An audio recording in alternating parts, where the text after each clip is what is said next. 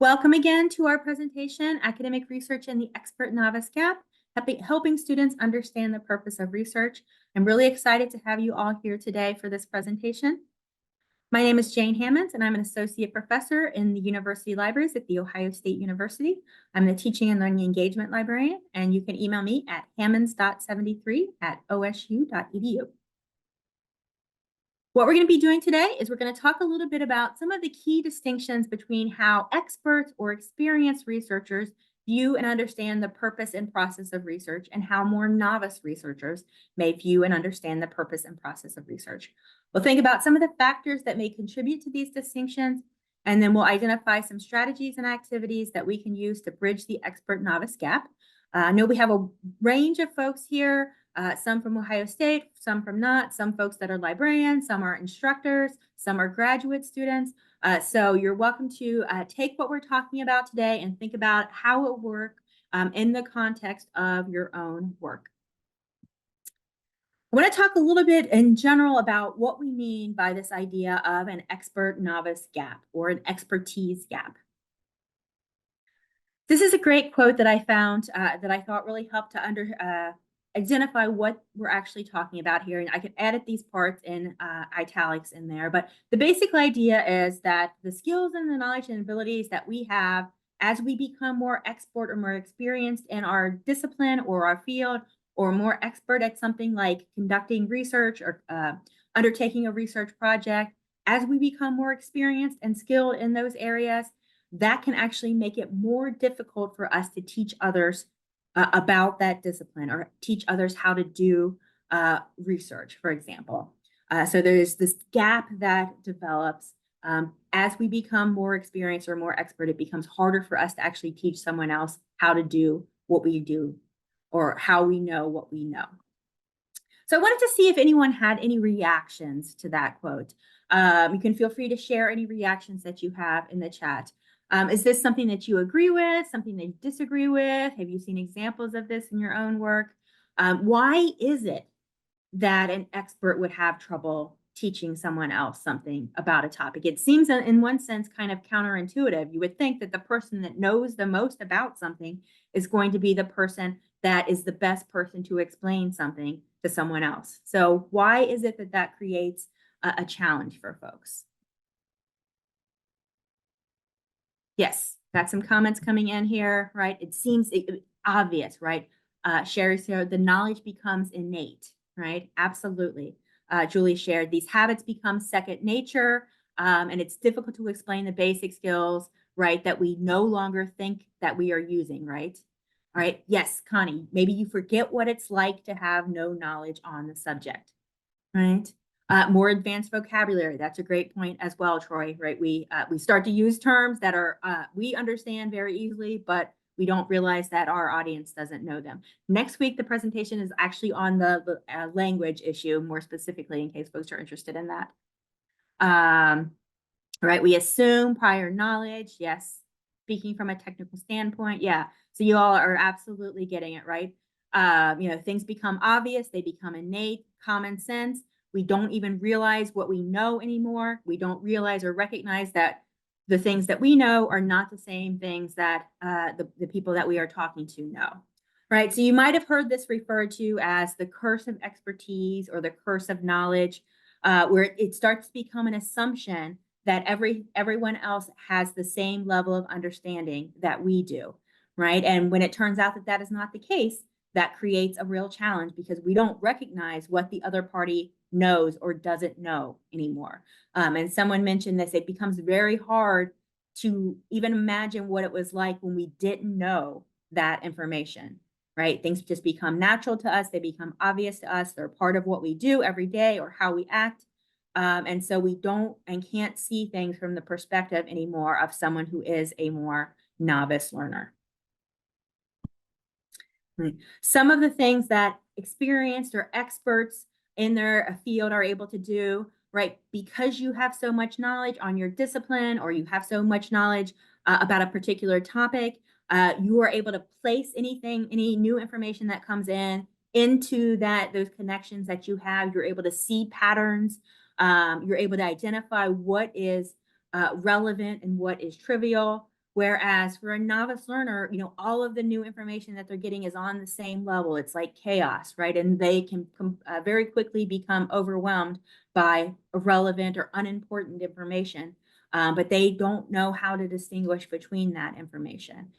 As you become more experienced and expert, you have this established process and procedure where you know how to go to get information on a topic, to answer questions, to get clarification, whereas a more novice learner may not even know where to begin to find the relevant information that they need.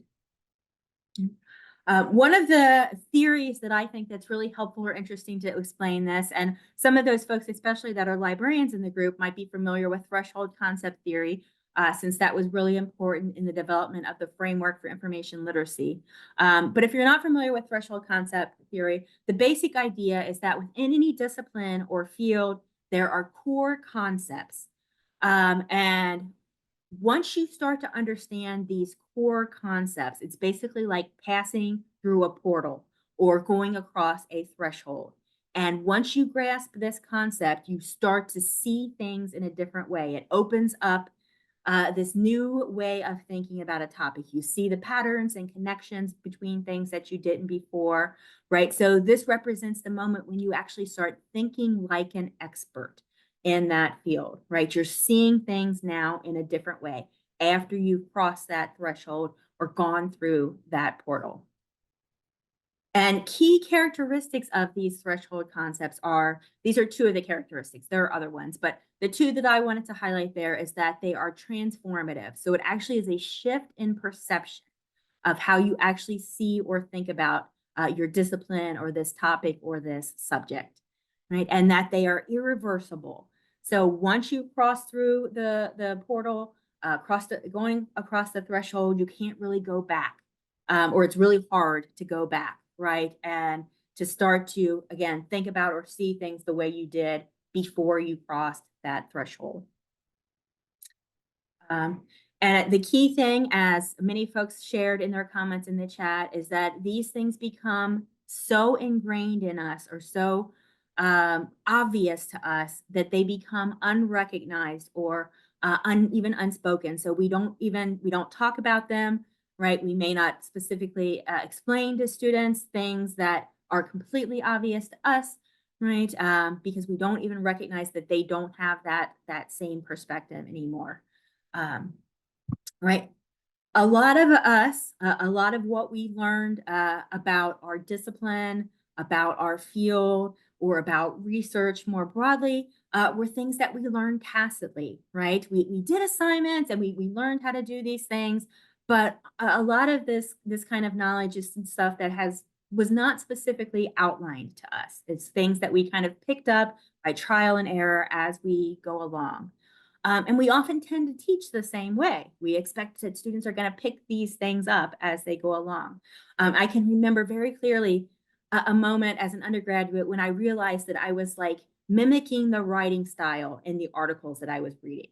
So not plagiarizing, but that I had learned like, oh, this is how scholars write. And I started to write in the same way that scholars would write, right? But no one told me how to do that. That was just something that it kind of a realization that came to me as I was going through, the papers. And so, not everyone, that's not going to happen for everyone for many different reasons, right? And so unless we actually tell students these things, there's going to be a lot of things that they don't get. So of course, this leads to the situation where both the student and the instructor feels a great deal of frustration, right? So the instructors are like, I explained this so clearly. I gave them directions on what they were supposed to do. The reason why they're not doing it is because either they're not trying or because they lack the ability to do it, right? Because otherwise, what could be the explanation? I told them what to do. I gave them the instructions, right? And the students are sitting there thinking, I have no idea what I'm supposed to be doing here, right? I'm, being asked to meet these expectations that I didn't even know existed, right? And so both of these sides end up frustrating because of the presence of this gap. Right. So I'll pause here really quickly to see if there are any questions or comments that folks would like to share. And then I'm going to talk more specifically about what this looks like in the context of thinking about research and research assignments or research projects that students might be completing. That's a great question. So do interdisciplinary fields share core concepts? I'm going to talk a little bit about that in just a second. Kate. Yes, absolutely. And I'm going to talk more about the transparency idea as well going forward, Julie. That's a great point as well, because that is definitely tied into it.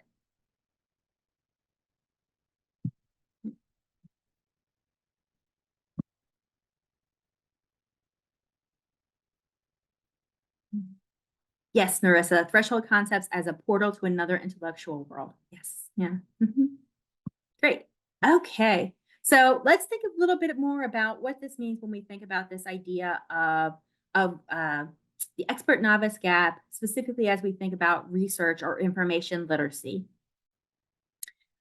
This is a great article. Some folks might be familiar with this article written by Leah Shopkow, I think in 2017. So this is an example of a conversation between an instructor and a student. The student asked, how many sources do I need to write this paper? The instructor says, as many as you need. The student's like, well, can you tell me what that might look like? The instructor's like, well, I can't tell you. It depends, right? So, what is going on in this conversation?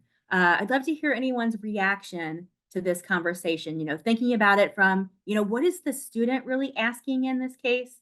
What is the instructor really saying in this case? How do you see this or think about this conversation as representing the expert novice gap? So any comments that folks would like to share on that one? So here's the conversation again. How many sources do I need? As many as you need. What does that look like? Well, that depends. So love to hear what folks are thinking in terms of their reaction to that conversation. Yes, so Maggie shared, tell me your expectations, right? That's what the student is asking for. This paper is for you. Tell me what you want me to do, right? And Brittany shared, yeah, great point, Brittany. The instructor's trying to discuss how it's contextual, but the student doesn't have that context yet. Absolutely. Yeah. The student, great comment, Robert. So the student is trying to meet class expectations. The professor is trying to meet disciplinary expectations. That is a great, great comment. Love that comment. You can see, Katie shared, I can see how this conversation would be really frustrating for the student. And it would be frustrating for the instructor as well, right? Because this instructor has probably heard a version of this conversation many, many times before, right? Julie shared, right? The instructor is assuming the student will work to answer the question as thoroughly as they might and will know what an adequate amount of research looks like. Yeah. So you can see, yeah, there's this misunderstanding or this level of confusion here where the student wants very clear expectations. But the instructor is like, well, we can't give this is the way that research works in this discipline, is that there aren't those clear expectations. Yeah. Madison shared, I've been on the student end of this often. It's so hard to know what is expected if you are not familiar with the field. Yes. So as the Robert shared, right, the instructor has a very clear understanding of what the disciplinary expectations are for what research looks like in this field and how you do research in this field, right? But the student doesn't have that same perspective, right? Yeah, these are great, great comments. So this is the Shopkow wrote, like, here's the next version of this, like, and this gets to what you all were talking about in your comments very well, right? The student is like, I don't know how to write a history paper. I don't know how historians think. I don't know what the expectations are for how you do research in this field. So you need to tell me. Where the instructor is like, well, this is something that you need to figure out. This is what it means to be a historian, is that you read a bunch of stuff and then you kind of figure it out. And the student's like, but if I knew how to do this, I wouldn't ask you how to do this, right? So this is a great example of this idea of the gap between the way that an instructor, an experienced, researcher might think about approaching research in their field and what the students are actually looking for, right? So Kate asked a great question about whether or not, across disciplines are there shared expectations or shared concepts. So although threshold concept theory itself was developed within the context of thinking about specific disciplines, librarians over the last couple of years have used the idea of threshold concepts to think about information literacy or research, that there are these shared understandings that experienced researchers might develop. There definitely will be colored by specific disciplinary expectations. But in general, there is a common way of thinking or practicing that information professionals or experienced researchers might have that influences their expectations for what students are expected to do, right? So it's not that I don't want to ignore the fact that there are disciplinary differences, but in general, if we think about experienced researchers across discipline, right, there are these shared understandings about the purpose of research very broadly, or the idea of what an appropriate research question might look like, what the process of research might look like. So in general, experienced researchers, even if they're using different databases, for example, this idea that we would use databases or academic journals as the sources of our information, that there are conventions about how citations look. Again, those are discipline specific, but in general, there's a shared expectation about the role of citations in academic research, right? We understand that there's a specific language of research, that this is more formal level of writing, for example, that we're often including a lot of jargon. And then we have an idea of what the final product might look like, that it might be a journal article or a specific, what a research paper looks like, or what a poster looks like, or we know what a conference presentation looks like in general, right? And, so, I'm not in chemistry or physics, but I know what a scholarly article looks like in those fields. I may not be able to read them, right, or understand them, but I still have an idea of, this is what a scholarly article looks like in this field, right? And we understand this, that this idea of the researchers are always sharing their research and how this is done through conference presentations and through journal publications and all of these things. So there are specific disciplinary differences, but I think that there are also across disciplines some shared understandings about research more broadly and how we go about research and why we do research. And these shared understandings then influence the expectations that we have for how students will do research. But because these understandings have become tacit for us, we can skip steps of the research process, or we do them automatically. We don't think about where we go to find information because we know the journals in our field. We know the databases in our field. We know the key scholars in our field. So we don't have to think about those steps anymore. And so we may not be always providing the necessary information to students that they need because we don't realize anymore that they don't actually have that information. So one of my colleagues, my supervisor, Dr. Amanda Folk, has been working on this project, and I'm not able to share all of her project, but it's about how students think about research from various levels. But she came up with this really great metaphor of like helping you to see the different ways that places that people are within research. So this idea of the research house. I'm a big football fan, so I was thinking of like the Heisman house, if folks are familiar with those commercials, like all the Heisman winners live together in one house. In this case, it's like all of the researchers in one field are living together in one house, right? And the experienced researchers are in the living room and they're having conversations with each other together, right? Whereas graduate students, they're still like in the foyer, right? They're making the transition. They've entered the house. There's some things that they understand really clearly about the research process, but they may still need a little bit of help or guidance, but they're making that mental transition. Or you can think about they're in the process of crossing those thresholds, or they just recently crossed those thresholds, right? More upper level undergraduate students, maybe they're at the front door, right? They're getting close. They're starting to understand some things. They've at least found the house. But there's still a lot that they need before they're actually able to come in and join in that conversation that those experienced researchers are having. Whereas a first year student, maybe they're right in the driveway still, or maybe they haven't even found the house yet, right? They're wandering around the neighborhood trying to find the house. Their GPS is broken, right? So they're very far removed from the conversation that the experienced researchers are having in the house.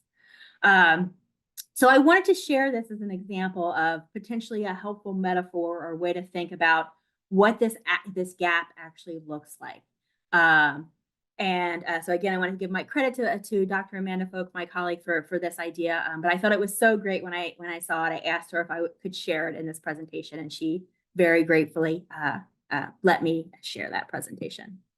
So I'll pause here again to see if there are questions or comments that folks would like to share, or if there's another analogy or metaphor that you found that's helpful for thinking about or understanding what this expert-novice gap looks like. I encourage you to think about those and share those as you're thinking about that. Yeah, so Amanda said, maybe I'd say it's more like second years are in the driveway and first years are around the corner, right? And just need to turn the corner and see the house. Yeah. So Julie shared a great example, right? So professors often tell students, check the databases.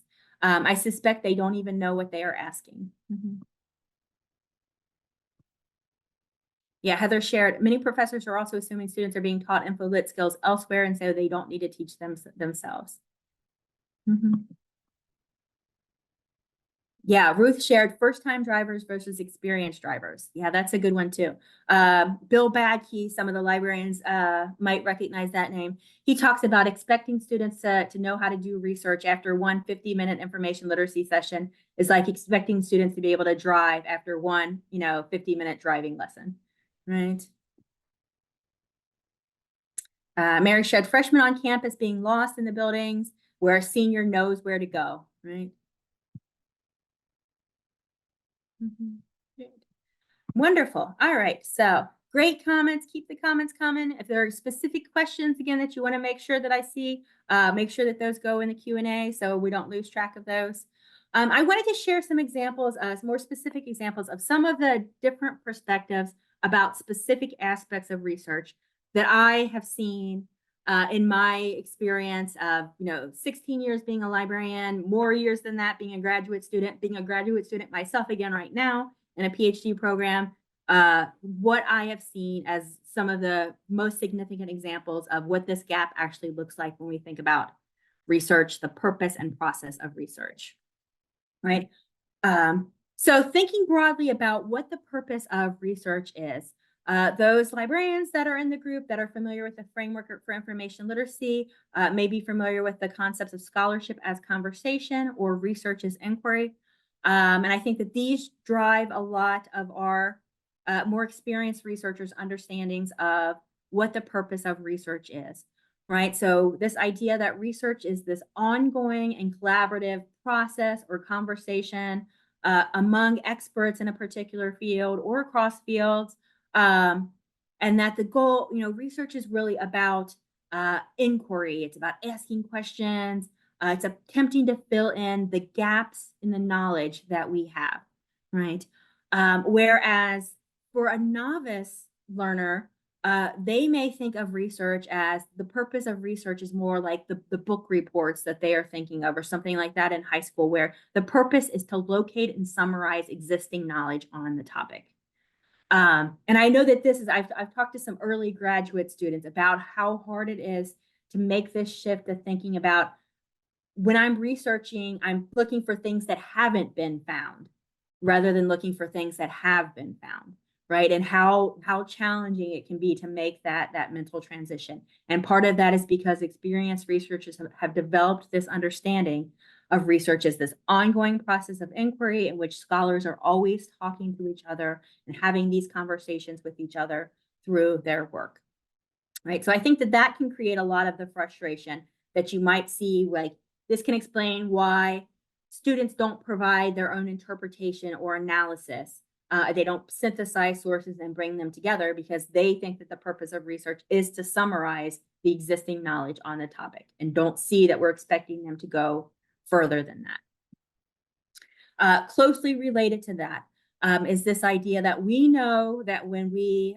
give a conference presentation or write an article or a book, that we are adding our voice to this conversation that has been taking place, that we are expected to contribute something new, an interpretation, an analysis, an argument, new research findings, and that we have that same expectation for students. We want them to share their voice and to participate in the conversation.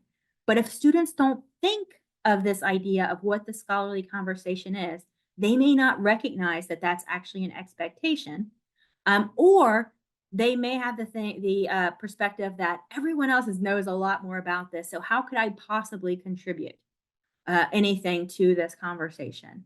I'm writing this paper for my instructor who's an expert in this field. So there's nothing I can say that would be anything new to my instructor. And a student might have, that perspective. And it can be really challenging to make the mental transition to thinking of yourself as having something to contribute to that conversation. We also know as we become more experienced researchers, because we have this idea of this ongoing scholarly conversation, we know that after we share our research, we publish our findings, that that's not going to be the final answer to the question, right? That other people are going to continue to engage with and build upon our research, and that it's rare that you actually have this idea that there's a very clear one right answer when we think about the types of research that we do in the academy, right? Whereas a student might think, right, that the goal of research is to find the right answer, that one right answer exists out there, and that's what my job is to do, is to find that one right answer. You see a similar perspective, the idea that students might think that they're going to find the one perfect source, right? That one source that's going to answer all of their questions. So another thing that I think that a lot of students struggle with is this idea of, this iterative and messy process that research is. Research is often taught or described as a kind of a linear process. If you were able to see the outdated notions presentation, either from yesterday or from last week, Holly gave a great explanation of this idea of research as this linear process and how that is misleading to students. And so, we recognize that you're going to have to make a lot of revisions and return to things. And I'm going to change my research question. I'm going to narrow it. I'm going to revise it after I see my initial results. I'm going to go back. Whereas students might be thinking that research is this relatively straightforward process in which I develop a thesis and then I locate sources that support that thesis, right? And we don't tend to often, see research in the same way. And I've had many conversations with students when I've talked about this idea of research as inquiry, and they are always blown away by the idea that they can actually revise their research question. Here was my initial question. I did some research. Now I'm going to revise it. And they're like, oh, I didn't really know that you could do that. Right. This goes back to that conversation that we saw with the history professor and the student, this understanding of how we know what the appropriate number of sources is. Right. We expect students to review enough sources to become familiar with the conversation because we understand that there's a conversation that is taking place, that they are going to be able to identify the key arguments that are relevant, but it's going to be all contextual in terms of determining how many sources that they need to cite. Because we have an understanding of the existing conversation, that helps us to really identify which sources are relevant. Whereas for a more novice learner, they see a bunch of sources out there and they don't know which ones are relevant and they have no idea about the conversation that has been taking place. So they need some more specific guidance on how many sources that we are expecting them to use. So this is another example of a conversation. This is a conversation that I myself have had with students before. I'm sure some of those of you who are librarians have had similar conversations with students, right? So how can I help you? I've written my paper. Now I just need to find a few sources. And I remember the first time I had a student say this to me and how it was a moment of realization in terms of thinking about how different their use of sources was versus the way a more experienced researcher uses sources. I ended up building on that experience. I used to give a workshop in my previous job for graduate students that was on how scholars use sources. So it was a way to help those first year graduate students think about how we use sources, right? But what we see in that conversation is this idea that we recognize that, yes, we use sources to support our existing arguments, but we also use sources to expand or to guide our thinking on a topic. Sources raise new questions for us, right? We see the findings of other people's articles. We see the unanswered questions in their articles. So we use that research to identify questions that haven't been answered, right? And we recognize that including sources that contain alternative perspectives is an expected part of the conversation. Whereas students might think of sources solely as intended to support a previously existing viewpoint and may think that including sources that include alternate perspectives are weakening the argument that they make, right? So a very different way of thinking about how we use sources. And then I also wanted to mention the role of citations, right? So as experienced researchers, we are likely thinking of citations as the record of the conversation that we are engaging. This is how we know and how we share. This is the parts of the conversation that we've been engaging in. So providing citations is not only an expected convention, but it's that way of acknowledging, right? Here are the sources that have influenced my thinking on this topic, right? And I'm explaining why and how those sources have in some way contributed to what I'm doing on this topic. So this is like how scholars communicate is through citations, right? Whereas the novice learner may think the only reason they're having to do this is because if I don't provide sources, I'm going to be accused of plagiarism. So it's all a punitive perspective to think it's all about just avoiding getting into trouble and maybe not seeing the role that citations actually play in the scholarly conversation. All right, so I'll pause there to see if there are any questions or comments before I move into sharing some activities and strategies. Are there other examples where you've seen a really significant gap between how experts or experienced approach research and how students might approach research, or does any of these that I've shared really resonate with you? So I'll pause here to see questions, comments that folks would want to share.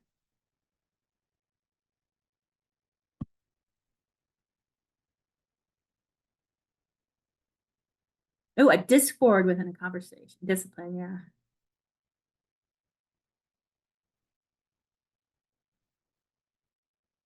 Yeah, had that other librarians who've had that similar conversation for sure. Andromeda shared, I like to compare citations with hashtags, right? A slow-mo conversation. Yeah, that's a great idea.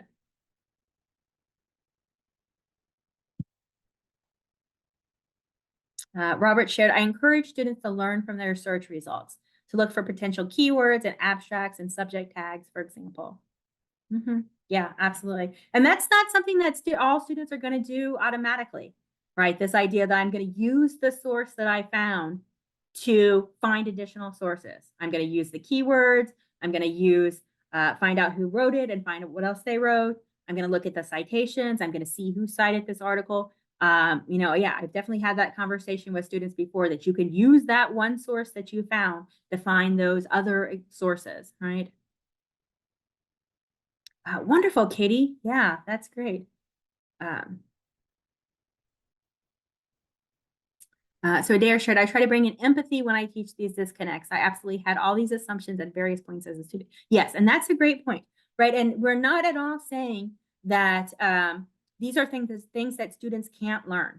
These are definitely things that students can learn, right?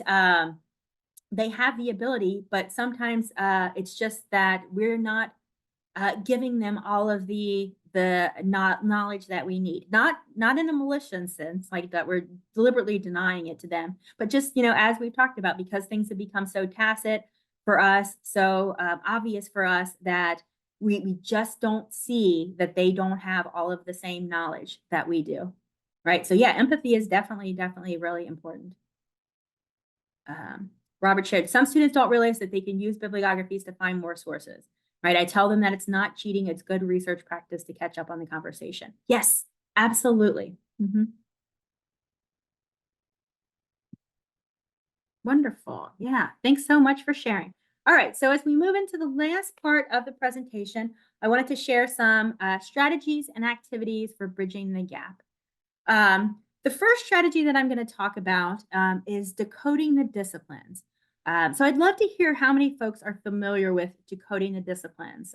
So, if you wanted to just in the chat, just put Y or no if you're familiar with the decoding the disciplines model. I'd love to hear how familiar folks are with that.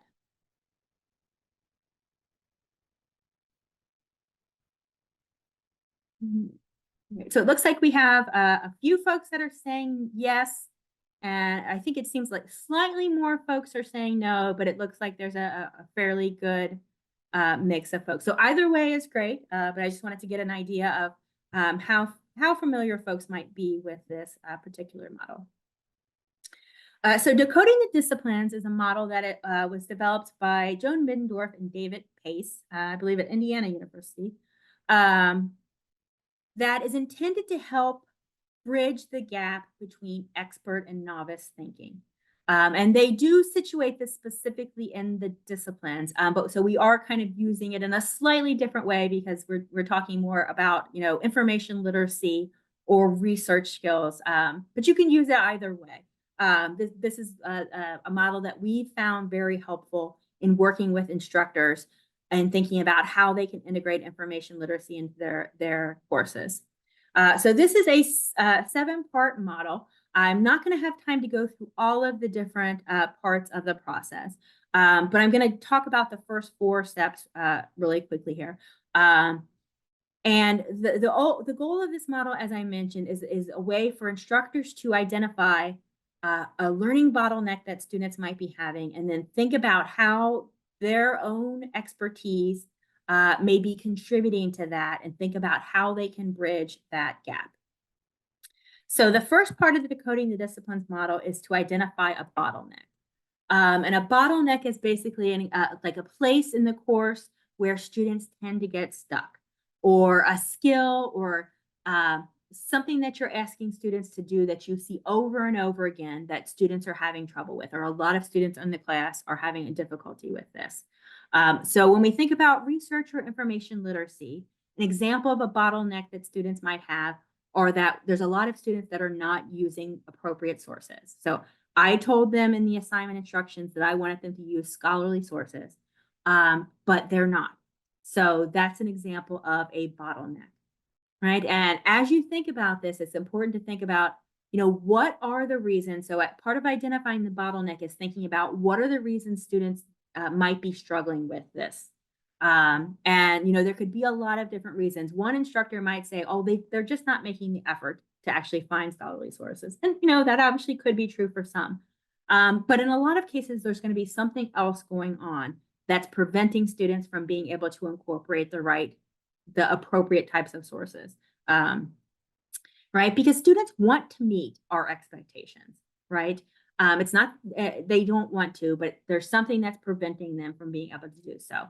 So maybe the issue is that they just actually don't know what scholarly sources are, right? They don't know how to distinguish between a scholarly article or a non-scholarly article, and we use a lot of terms when we talk about scholarly articles. One instructor might say peer-reviewed articles, and one might say, journal articles more broadly, or credible sources even. And so students just might not be clear on what exactly it is when we're talking about scholarly articles. Maybe they don't know how to distinguish between non-scholarly and scholarly articles. For most of us, think about how easy it is. If you look at a source, you say that's scholarly and that's not, right? And there may be some cases where it's a little unclear, like trade journal articles, right, and stuff like that. But for the most part, most of us can look at a source and say that's a scholarly source and that's not a scholarly source, right? But students may not have that. A lot of the markers that we use to distinguish between types of sources has vanished as everything has become digital. So where it was clear in print what an academic journal looked like and what a magazine looked like and what a newspaper looked like, all of those markers are gone anymore. So they may not know what scholarly sources are. They may not know why we consider scholarly sources so important because they don't know what the peer review process is. If they do know what scholarly articles are, maybe they don't know where to go to find them, or they don't know where to go to find them in our discipline. Or, it could be that they do know how to find them, but they hesitate to use them because they don't know how to read them, right? And again, not that they can't read, but we know that reading scholarly articles is a skill. It's hard to do. If you saw the Outdated Notions presentation, Adrienne gave a great description of how challenging it is to read scholarly articles. So a student might hesitate to use one because I'm having trouble actually reading through this article. So a part of identifying bottleneck is trying to think about the different things that might be contributing to that bottleneck, right? And moving beyond this idea that it's just about the student's motivation, but trying to think about what exactly it is that might be preventing them from being able to do what I want them to do. So that's the first step of the Decoding the Disciplines model, is to identify a bottleneck. The second step is then to think about what the expert or experienced researcher actually does that allows them to do that thing that we want them to do, right? So what are the mental moves that the experienced researcher makes? What are the explicit instructions that students might need to be able to do what we're doing? So you can think about, what are the things that I look for to determine whether or not a source is scholarly? What key factors indicate to me that this source is scholarly, right? And maybe it's because I see an article that has an abstract, and I see that it has a method section, and I see that it has citations, and I see that it was published in a journal. So that indicates to me that it's a scholarly source. So what are the things that I look for to determine whether or not it's scholarly? Where do I go as an experienced researcher to find these sources, right? What specific journals or databases do I use? Maybe I use citation tracing a lot to find additional sources. So what do I actually do? And then what strategies do I actually read to use these articles? So you want to think really deeply about the steps that you actually take and try to break it down into as smallest steps as possible, so you can make sure that you're not skipping any of those steps that have become obvious to you.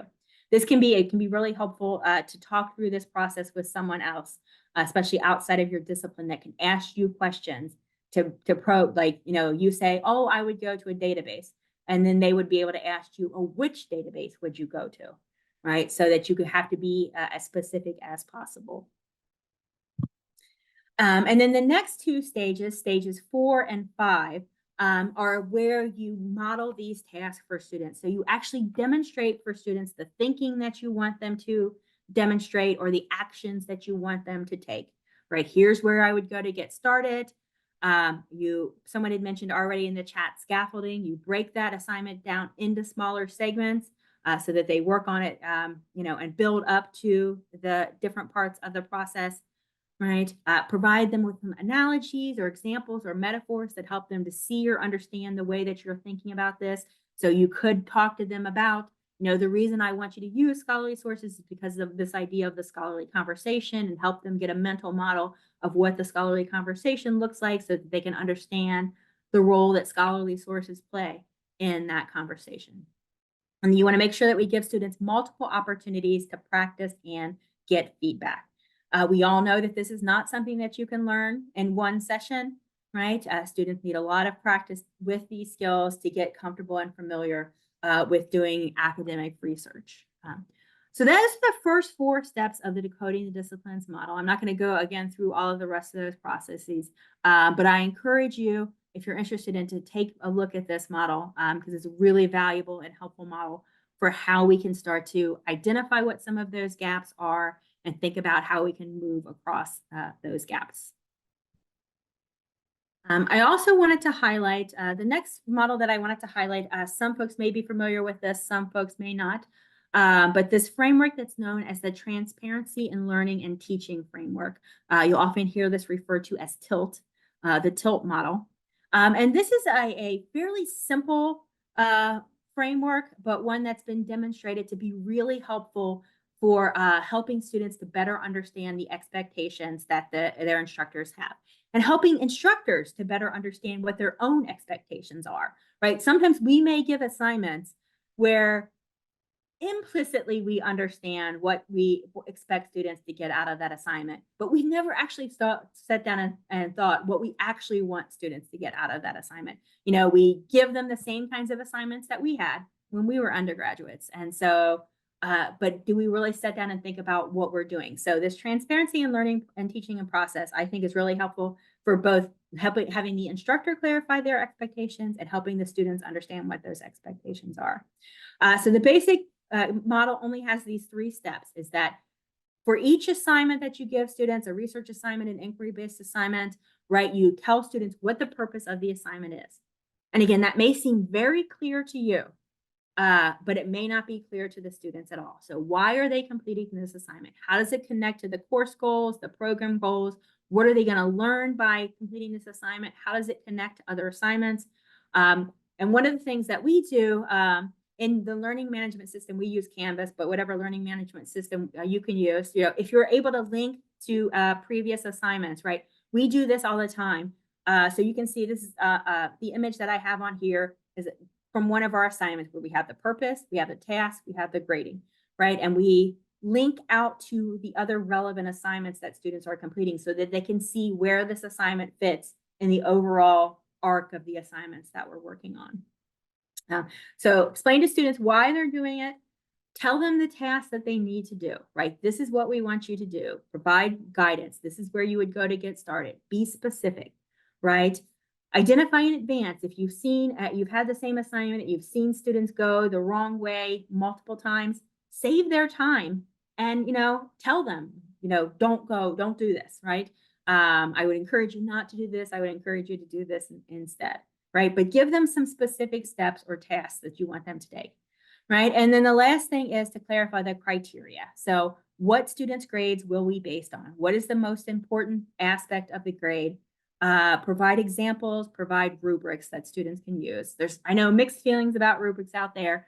You don't like rubrics, that's okay, but provide students with some clarification of what their grade is going to be based on. And I'll mention here really quickly, a lot of times when you see assignment instructions for like research assignments, the first thing that you will see are things like this should be a 10-page paper and 12-page font, right? That has like the formatting specifics. And that's like the first thing that students see. So, maybe that's one of the reasons why students tend to focus on that so much is because, right, they think that that's really important because that's the first thing that the instructor tells them to do. But in most cases, that's not the thing that's going to be the most important thing for the instructor, right? So thinking about where you provide that kind of guidance can be really helpful.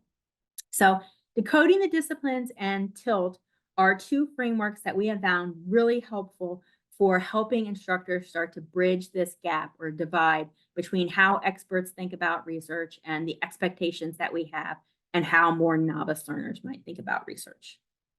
I also wanted to mention this idea of changing the audience. So I mentioned briefly, right, that students think I'm writing this paper for you. You're the expert, right? There's nothing that I know that you don't already know, right? And so that can be really intimidating for a student to think that they are writing this paper for someone that they consider to be an expert in the field. So one thing that can be helpful sometimes is changing the audience a little bit and giving assignments that are intended to allow students to take on the role of the expert themselves, right? So one of the things we do, for example, is we have in one of the classes that we teach, students have to create an infographic for other students, right? So the audience is not the instructor anymore. The audience is other students, right? And so that gives students the opportunity to assume more of an expert role and to think that they can have knowledge, right, that other students might not have, where it might be more challenging to do that if they think the instructor is the only audience. So I already talked about research metaphors a little bit. I think this is really helpful. If you're working with instructors and you're trying to get the instructor to see what the gap is between the expert and novice gap. So thinking about metaphors that they can use. If you're an instructor yourself, you can think about what metaphor is helpful to you in understanding this gap. But you can also use metaphors as a way to help students become familiar with the purpose and process of research. So I've used one, for example, research is like going to the store, searching for specific ingredients to fit a predetermined menu, and then going home and making that meal. So that represents that linear perspective of research, which we all know doesn't really fit with what research actually looks like. But you could say students, really what research is like is going to the store without a really completely clear idea of what you're planning to make. You might have an idea, but you don't really know exactly for sure. As you wander around the store, you see what you find in the store to help crystallize your idea for what you're going to make, right? And then when you get home and you start to cook, you realize, oh, I've forgotten something. So you either have to go back to the store, or you have to change, what you're doing as you're cooking at that moment. So it's a much more messy process. You can still end up with a great meal at the end, right? But it's going to take a lot more time if you have that process, and it's going to think about some revision as you're going through that process. So helping students use that kind of metaphor to get them to think about how the research process actually works. If you're an instructor, I encourage you to have other people look at your assignments, right? If someone outside of your discipline or outside of your field, or you could perhaps ask a librarian, but have them to interrogate your assignments so that you can get to some of those hidden expectations. Some of those things where I'm not saying something just because it's obvious to me. Someone outside of your discipline or a librarian perhaps can help to identify some of those things, like, oh, what do you mean when you say credible sources? Or what do you mean when you say scholarly sources? So you can give more clarity to the students.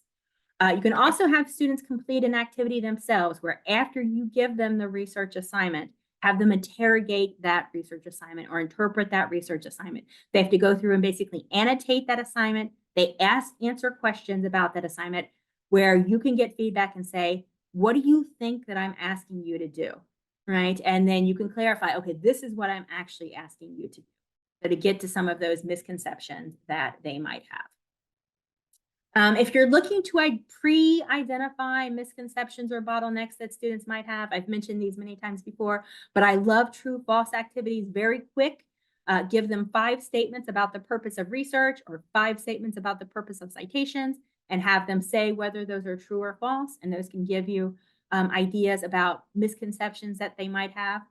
I also have an activity that I've developed that's called Researching Research, which is basically like, students go out and look at articles in a particular discipline or field, and they answer questions about the articles, not about the content, but about like the format and the process. So, what kinds of questions are they asking in this? How are they talking to each other in this article? What kinds of sources are they citing in this article? So they can start to develop a familiarity with like the methods or the process of research in that field. So you're not asking them about the findings exactly, but about, what that research looks like.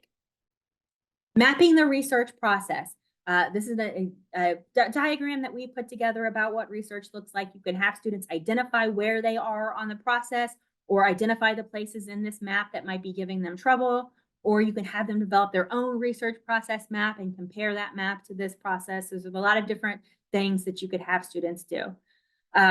So I know I'm completely at the end of my time, but I'll pause here to see if anyone would like to share any questions that they have. You can put your questions in the chat, put your questions in the Q&A if you would like, or any key takeaways that folks would like to share as we come to the end of our session. So we have a question in the Q&A. Sarah shared, so this is great, but what would be a good model of instructor-librarian collaboration to teach these threshold concepts and help students overcome these bottlenecks in research?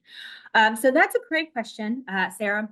So some folks will already know that we have moved at Ohio State in my department into doing a lot of faculty development or instructor development work.